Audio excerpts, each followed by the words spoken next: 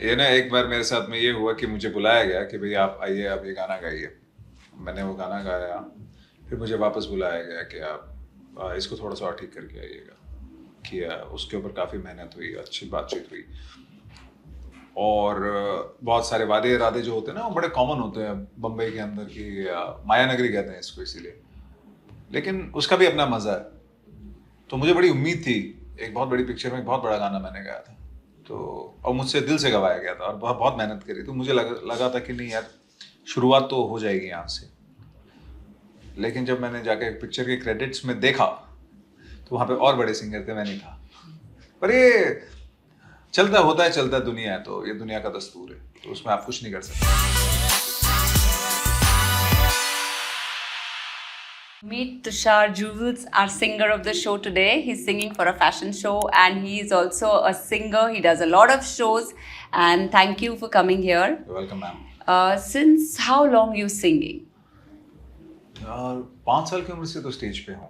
Oh, long time. Yeah. So आपने कोई तालीम ली हुई है या जी। आपको? Okay. मेरा वैसे तो शास्त्रीय संगीत से जुड़ा हुआ घराना है, किराना घराना कहते हैं। तो दादाजी दादी माँ मेरे पहले गुरु थे। उसके बाद में घर में म्यूज़िक का बहुत माहौल था। मम्मी भी अच्छा गाती है, पापा को सुनने का बहुत शौक है। फिर मुझे शागिर्द बनाया मेरे बड़े पिताजी का, ताऊ जी का, पंडित रमेश जूले। तो बहुत अच्छा गाते हैं। फिर ग्रास रूट से वो तालीम शुरू हुई, फिर उन्होंने मुझे सिखाया अच्छे से और वो चल रही है। So because you have learned so much, आपने क्यों कभी इंडियन आइडल वगैरह में पार्ट नहीं लिया? नहीं लिया था ना, तब बहुत गंदा गाता था। Okay. क्योंकि मैं नौकरी भी कर रहा था स्टार्ट में, और हमारे घर में ना सबसे पहले पढ़ाई पे बड़ा जोर देना हमारे बुजुर्गों ने ठीक समझा। क्योंकि गाते तो वो सभी थे, और 20 साल पहले 25 साल पहले जब आप छोटे थे तब गाने में इतना पैसा नहीं था, इतना एक्सपोजर नहीं था। सिर्फ बॉलीवुड था, प्लेबैक था, और कुछ ज़्यादा था नहीं। आज तो जैसे हम अपना पॉडकास्ट कर रहे हैं आपका, तो ये किसी ने सोचा था 4-5 साल पहले भी? ये था ही नहीं। 10 साल पहले यूट्यूब का एवोल्यूशन हुआ, जो उसके बाद में बहुत नए लोग आने हुए, और अच्छा हुआ, पर ये पहले नहीं था। तो हम सब भाइयों को, सब कजन्स को पहले घर वालों ने कहा कि तुम पहले पढ़ लो अच्छे से, उसके बाद में तुम्हारा इंटरेस्ट होगा तो गाना तो सिखा ही देंगे। So, आपने कभी सीरियसली ये म्यूजिक लिया कि अभी मुझे ये मेरा प्रोफेशन बनाना है, शौक से नहीं गाना है? 18 साल की उम्र में, क्योंकि पैसे तो थे नहीं मेरे पास कि भाई कोई बड़ी एजुकेशन कर लूँ। तो और पैशन इस तरफ था, और एक घर की टॉर्च है जिसको जला के भी रखना है, वो मुझे बड़ा लगता था। क्योंकि मैं देखता था कि मेरे घर में कोई भाई बहन गाना कर नहीं रहा है, तो वो दुख भी होता था। तो मैंने कहा चलो मैं करता हूँ। मुझे इंटरेस्ट भी था और मैं शागिर्द भी बन चुका था उससे पहले। तो मुझे था कि मैं गाने में कुछ करूँ तो बहुत अच्छा हो। पर हाँ, पढ़ाई बहुत ज़रूरी थी, तो वो भी साथ साथ चलती रही, सीखना भी चलता रहा। बस ऐसे जर्नी आगे बढ़ती गई। आपको याद है आपका पहला गाना? हाँ। आपकी वो पहली फीलिंग तो नहीं बता सकता क्योंकि मैं बहुत ही छोटा था। पर हाँ, वो उसके जैसे आपने मुझे याद दिलाया, तो मैं 5 साल का था। मेरी दादी जिंदा थी तब, और बड़ा प्यारा बच्चों का एक गाना था। क्योंकि मैं जिस स्कूल में था उसका नाम था सेंट विवेकानंद पब्लिक स्कूल। ओह, काफ़ी बड़ा स्कूल था। मैं वैसे रोहतक हरियाणा में पैदा हुआ हूँ। तो मेरी जो दादी थी वो उस स्कूल की म्यूज़िक टीचर रह चुकी थी, तो अब वो रिटायर हो चुकी थी, बट दोस्ती थी उनकी प्रिंसिपल से बहुत अच्छी। तो उन्होंने कहा कि भाई आपका पोता भी हमारे स्कूल में पढ़ता है, उससे बोलो कि वो गाए। तो मेरी दादी और मेरे दादा बड़े स्ट्रिक्ट थे, कहते कोरस में तो नहीं गाएगा, 10 बच्चों के साथ तो नहीं गाएगा, अकेला गाएगा। राइट। अच्छा, उनको भी नहीं पता कि मैं गा सकता हूँ कि नहीं गा सकता हूँ।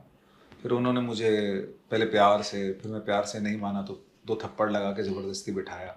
जो पहला गाना मैंने गाया वो था नानी तेरी मोरनी को मोर ले गए, Okay. बाकी जो बचा था काले चोर ले गए। तो मुझे आज भी याद है, एक बहुत बड़ा ऑडिटोरियम था, और मेरी जो दादी माँ थी वो मुझसे 30-40 फुट पर्दे के पीछे हारमोनियम लेके बजा रही है। अब ऑडियंस मेरे सामने है, मुझे ऐसे गाना चाहिए, पर मैं उनको देख देख के गा रहा हूँ। Right. So that was your first experience. That is the memory जो आपने मुझे याद दिलाई है अभी। लेकिन उससे वो तो एनुअल फंक्शन हो गया। हाँ जी। अभी सबसे पहले जब आपको पैसा मिला गाने के लिए, when you realise that I can make this as my profession? नहीं यार, पैसे तो बहुत ही गंदे देते थे, बहुत एक्सप्लॉइट हुआ हूँ मैं। Actually, I've heard this, like when you are struggling, there's a lot of struggle and then you reach somewhere. बहुत। अभी तो आजकल की जनरेशन वाले बच्चे तो बहुत लकी हैं। हमसे जो 10 साल जूनियर है, बहुत लकी हैं वो बेचारे। और मैं खुशकिस्मत समझता हूँ उनको कि वो इस एरा में पैदा हुए कि आपके पास में क्लब्स हैं, पब्स हैं, आप कहीं भी गा सकते हैं। मेरे को याद है, अगर प्रोफेशनली देखा जाए, शायद 50 रुपए मिले थे या कोई 15-16 साल पहले, वो भी नाम के लिए कि भाई हाँ कि ये गाना गाया है। नहीं क्या बोल के दिया था, ब्लेसिंग करके। और मतलब 5-6 घंटा पीछे कोरस गवाया था मेरे से। मुझे बुरा भी नहीं लगा और ना अभी भी नहीं लगता उस बात को, क्योंकि वो बड़े डिफाइनिंग मोमेंट्स हैं लाइफ के, आपको सीखने को बहुत मिलता है। If you take it positively. I take it positively. जो कदम चलने का मुझे जीवन में मौका मिला, मैं उसमें से किसी पे भी पीछे मुड़ करके ये नहीं सोचता कि यार ये ठीक नहीं हुआ। जो हुआ बहुत बढ़िया हुआ, जो भी किया ऊपर वाले ने बहुत सोच के किया मेरी लाइफ को डिफाइन करते हुए, तो बहुत काम आई वो चीज़ें, बहुत काम आई बाद में। आप अभी भी रियाज करते हो? Every day I try. और खाने पीने में परहेज होता है? कुछ नहीं। गॉड गिफ्ट ना, गॉड गिफ्ट तो जैसी चीज़ हमारे घर में नहीं मानते हैं, क्योंकि वो कहते हैं कि भाई आपको गॉड एक ठीक आवाज़ दे सकता है एक पॉइंट तक, उसके बाद में आपको सीखना तो पड़ेगा अगर आपको अच्छा गाना है। तो नॉट कम्प्लीटली गॉड गिफ्ट, और मेरा गॉड गिफ्ट वाला केस नहीं। मुझ पर तो बहुत मेहनत हुई है सिंगर बनाने के लिए, मेरे उस्ताद ने, गुरु ने बहुत मेहनत की है। तो आप रियाज करो अच्छा, फिर आपको ठंडा भी पीना है लिमिट में, खट्टा भी खाना है लिमिट में, आप सब चीज़ें एंजॉय कर सकते हो, पर आपको रियाज बशर्ते करना पड़ेगा, मेहनत करनी पड़ेगी आपको। सो अगर आपको सिंगर बनना है तो बचपन से ही मेहनत करनी पड़ेगी। अभी 30-40 साल में अगर हमको सिंगर बनना है तो मेहनत नहीं, ऐसा कुछ नहीं है। आप कितना समय दे पाते हैं, हर किसी का भाग्य होता है, अपना अपना एक समय होता है। आपको गाने से प्यार होना चाहिए, राइट। उसकी दिशा तय करेगा ऊपर वाला। ये हमारे घर में मान्यता है कि आपको प्यार है ना गाने से, आप गाएंगे। इस जन्म में नहीं गाओगे तो मैं सनातनी हूँ, तो हमारे में तो कॉन्सेप्ट है ही रीबर्थ, रीइंकार्नेशन का, तो अगले जन्म में गाओगे। और गाना तो, आर्ट तो एक ऐसी चीज है कि it goes from one body to another body, soul to soul, वो जाता है। आप इसका एग्जाम्पल दे सकता हूँ मैं आपको। आप देखते होंगे कि कई बार इंडियन आइडल में 5 साल के, 6 साल के, 7 साल के बच्चे आते हैं, उनके माता पिता का संगीत के क्षेत्र से कोई लेना देना नहीं है, पर वो बच्चा बहुत अच्छा गा रहा है। राइट। वो कैसे गा रहा है? कोई ओल्ड सोल है जो उस बच्चे की है, जो उस बच्चे के अंदर है, वो आपके घर में पैदा हो गई है। अगर वो माता पिता समझदार हैं तो फिर वो उस बच्चे को उसके हिसाब से सिखाने की कोशिश करते हैं। राइट। फिर वो बच्चा आगे जाके जितना उसको नसीब में लिखा हुआ है मेहनत करना है और सीखना, फिर वो ग्रूम कर जाता है। बहुत ऐसे केसेस हैं जिनके घरों में कोई गाना नहीं है, हाँ, लेकिन वो सिंगर्स अच्छे हैं, बहुत अच्छे हैं। राइट। आपका कोई ऐसे एक्सपीरियंस जो अपने स्टेज पे गाना गाया हो, किसी के साथ गाना गाया हो और आपको बहुत एंजॉय हुआ हो? इट समटाइम्स थिंग्स, सिंगिंग है, डांसिंग है, it connects somewhere, soul connects, ऐसा कोई एक्सपीरियंस? मुझे ज्यादा तो दूसरों के साथ में काम करने का मौका नहीं मिला, लेकिन हाँ, मैं उदित जी के लिए शोज ओपन करता था, तो उनका एक अपना ऑरा है, उनके अपना एक चार्म है, जबरदस्त मर्दाना आवाज है जिसको कोई डिनाई नहीं कर सकता। वो गाते हैं ऐसा लगता है कि सीडी बज रही हो, या पिच परफेक्ट सिंगिंग। तो उनके साथ मेरे 1-2 डुएट होते थे। पहले तो मैं ओपन करता था, फिर बीच में डुएट होते थे। बड़ा सीखने को मिला उनसे भी मुझे। तो वो कुछ मोमेंट्स हैं कि क्राउड इज गोइंग बजर्क, कि भाई अब वो पहली बार जो आप ग्रो कर रहे होते हो, आपको इतने बड़े आदमी के साथ में काम करने का मौका मिलता है, इतना अच्छा साउंड मिलता है, मतलब आपको सब कुछ टॉप नॉच मिलता है जो आपको नहीं मिल रहा होता है। फिर जब आप उस पर प्रेजेंटेशन देते हो और लोग पसंद कर रहे हैं, तो आपको एक अलग ही खुशी का एहसास, उसकी एक अनुभूति अलग ही होती है। Right. So your profession is something where you work late nights. जी। आपको इतनी प्रैक्टिस करनी पड़ती है, थोड़ा ध्यान रखना पड़ता है of course for your voice. So इसमें आप पर्सनल लाइफ के लिए कैसे टाइम निकालते हो? Do you really believe that personal and professional life should go hand in hand? Yeah, it should go hand in hand. Why not? You have to give time to your life, personal life. You have to give time to your family also. मैं तो बहुत साल अकेला रहा हूँ, तो मैं उतना नहीं दे पाया, और शायद वो भी डेस्टिन था, तो कि मुझे मेरे काम पे फोकस करने को बहुत ज़्यादा मिला, क्योंकि मैं अपने परिवार से बहुत अलग रहा। 18 साल की उम्र में मैंने अपने माता पिता का घर छोड़ दिया था। फिर मैं अपने जो ताऊजी हैं, जो मेरे गुरु हैं, उनके यहाँ पे आ गया। फिर वहाँ से 2-3 साल बाद उनके साथ रहने पे मैं इंडिपेंडेंट रहने लगा, तो my parents were in Delhi, I was in Bombay. तो मुझे अकेले रहने का बहुत मौका मिला और खुद पे काम करने का बहुत मौका मिला। लेकिन फिर उसमें क्या होता है कि जब आदमी बहुत ज़्यादा अकेला रहता है ना, तो उसको अपने स्पेस की बहुत आदत हो जाती है, जो परिवार के लिए सही नहीं है। राइट। फिर आपको जब परिवार के साथ में रहना पड़ता है ना, तो आपको तकलीफ होती है, फिर आपको बड़ी कोफ सी होती है, कि आपको घुटन सी होती है कि ये मेरे साथ में हो क्या रहा है। पर वो हो कुछ नहीं रहा है, वो सच्चाई है, आपको एडजस्ट करना पड़ेगा उसके साथ में।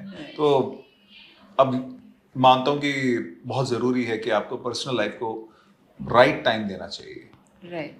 So which is your favourite song? बहुत है। One of the favorite song, and if I just ask you to sing it, either for yourself or you can sing it somebody, you can dedicate it to some family member. देखिए, अभी वैसे तो बहुत ज़्यादा है, अब मेरे कुछ फेवरेट सिंगर्स भी हैं। मुझे रफ़ी साहब बहुत पसंद है, तो आपसे बात करते हुए मेरे दिमाग में 2 गाने उनके चल रहे हैं।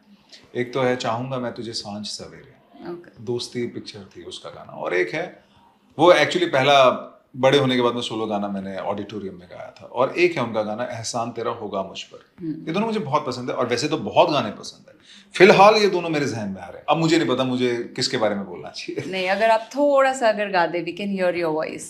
It would be great if you're comfortable. या व्हाई नॉट। चाहे बना दो चाहे मिटा दो, चाहे बना दो चाहे मिटा दो, मर भी गए तो देंगे दुआएं, उड़ उड़ के कहेगी खाक सनम ये दर्द मुहब्बत, सहने दो मुझे तुमसे मुहब्बत, हो गई है मुझे पलकों की छाँव में, रहने दो एहसान तेरा होगा मुझ पर। You have a very clean and crisp voice, right? Thank you, Yeah. man. Thank you. So tell me, like, you know, when there's creativity, people who are creative singers, musicians, fashion designers, they're very Ji. spiritually connected. Do you find any connection spiritually? Oh, a lot. So when do you sing, you're connected, or when you're thinking about planning your songs, like how do you connect yourself spiritually? Neither. When जब मैं गा रहा हूँ, अगर मैं जब मैं classical की प्रैक्टिस करता हूँ, उस वक्त का कनेक्शन अलग होता है। Right. जब मैं पिक्चर के गाने गा रहा हूँ, जब मैं शोज में गा रहा हूँ, अब मैं चिकनी चमेली गाते हो तो कनेक्ट नहीं हो सकता। Right, of course. उसमें और कोई कनेक्ट हो जाएगा। हाँ, एक्चुअली वो आपने कह दिया अच्छा कि तो खैर उस मोमेंट पे तो मैं नहीं हो सकता। हाँ, पर जब मैं घर में रियाज कर रहा होता हूँ, या मैं कुछ भजन गा रहा हूँ, या गज़ल कोई अच्छी सी ली हुई है जिसके सुर किसी राग पे बेस्ड हैं, तो वो एक कनेक्शन अलग होता है। तो मैं उसमें बहुत बिलीव करता हूँ, क्योंकि अब ये 7 सुर हमारे घर में कहते हैं 7 देवता है। अब इनकी आराधना में श्री कृष्ण जी भी हैं, लता मंगेशकर जी भी हैं, बड़े गुलाम अली खान साहब भी हैं, पंडित जसराज भी है, मोहम्मद रफ़ी भी हैं, मन्ना दा भी हैं, सोनू निगम भी है, हरिहरन भी हैं। तो ये 7 देवता हैं, इनकी सेवा बहुत लोग कर रहे हैं, तो आपको भी करनी पड़ेगी, तब ये थोड़े से मेहरबान होते हैं। Right. This is a very spiritual way of looking at it. True. नहीं तो गा तो दुनिया रही है, पैसे तो दुनिया कमा रही है, पैसा एक अलग पॉइंट है इसका, बट जो कि जरूरी है कि अगर आपने इसको प्रोफेशन बनाया तो आपको घर भी चलाना है, आपको जिम्मेवारियां भी देखनी है, पर स्पिरिचुअली गाने का फाइनेंशियली से कोई लेना देना नहीं। So now my main question, how do you connect music and fashion together? Very important, very important. अगर एक अच्छा सिंगर जिसको एक अपॉर्चुनिटी मिली है कि उसको स्टेज पे जाके गाना गाना है, सबसे पहले उसको नहाना पड़ेगा, फिर उसके बाद उसको अच्छे कपड़े पहनने पड़ेंगे। नहीं तो कई बार आपको ऐसे भी सिंगर देखने को मिल जाते हैं कि यार मुंह उठाए और आ गए, मतलब मुंह धोया भी नहीं और आ गए, लाइक। तो मुझे लगता है कि वो ना उस मंच की तौहीन है। Right. ये मुझे लगता है कि वो उस मंच की बेइज्जती है कि आप उसको इतना हल्के में ले रहे हो क्योंकि आपको शायद बहुत आसानी से मिला, या आपको उसकी कद्र नहीं है। हमसे पूछो कि बहुत पापड़ बेले हैं एक अच्छे मंच के लिए, तो हमें लगता है कि नहीं यार, अच्छे कपड़े होने चाहिए, आपका एक वजूद होना चाहिए, आपका एक कैरेक्टर होना चाहिए, आपको अच्छा दिखना पड़ेगा। बहुत खूबसूरत चीज़ है गाना, उसको और खूबसूरती से पेश करने की कोशिश करनी चाहिए। राइट। कुछ भी पहन के, कैसे भी उठ करके, कैसे भी आपके बाल हैं, चप्पल में आप आ गए हो क्योंकि आप कूल लगना चाहते हो, वो कूल दिखने की जगह नहीं है। राइट। वो आपको, उस ऑडियंस को अपने आर्ट से ज़्यादा देने का समय है। सो इन शॉर्ट, जैसे हम नहा धो के मंदिर में जाते हैं, बिल्कुल, वैसे। बिल्कुल, राइट। बिल्कुल। ये मंदिर से कम नहीं है। हम लोग जाते हैं स्टेज पे तो उसके पाँव छू के जाते हैं कि हमारी यार थोड़ी सी इज्जत रख लेना, मत करें, क्योंकि कण कण में भगवान है, ये हमारे सनातन में कहा जाता है। तो जब वो स्टेज बन रहा है जिसके ऊपर आप गाने जा रहे हो, तो उसमें भी भगवान का वास होगा, ये मान्यता है। सो अभी जो यंगस्टर्स म्यूजिक को अपना करियर लेना चाहते हैं या सोच रहे हैं कि हमें उसमें जाना है, तो उसे आप क्या मैसेज देंगे? सीखो, सबसे पहले सीखो, प्रॉपरली सीखो। गाने के अपने कॉर्ड्स आपको पता होना चाहिए, खुद को पता होना चाहिए। कीबोर्डिस्ट आपको बता रहा है या गिटारिस्ट आपको बता रहा है, वो नहीं, सीखो। You come prepared, do the job, come prepared. थोड़ा ही सीखो। ये इसका सीखने से मेरा मतलब ये कहने का नहीं कि आप क्लासिकल सीखो, नहीं, ज़रूरी नहीं। बेसिक तो सीखो, राइट। बेसिक तो सीखो, वो बहुत ज़रूरी है। फेयर, हार्ड वर्क, लर्निंग, बहुत एवरीथिंग। ज़रूरी है। True. ये बात वही है कि एक आदमी अंग्रेजी में बात करता है और उसको ग्रामर का ज्ञान नहीं है। राइट। आपको सीखना तो चाहिए। इतने तो मतलब, आप उसे लाखों करोड़ों कमाना चाहते हो, जो कि अच्छी बात है, बुरी बात नहीं, अब उसमें कुछ तो दो। Right. True. Thank you, Tushar. It was great talking to you. Thank you so much you, ma'am. for being here. Thank you, ma'am. It was an honor. Thank you.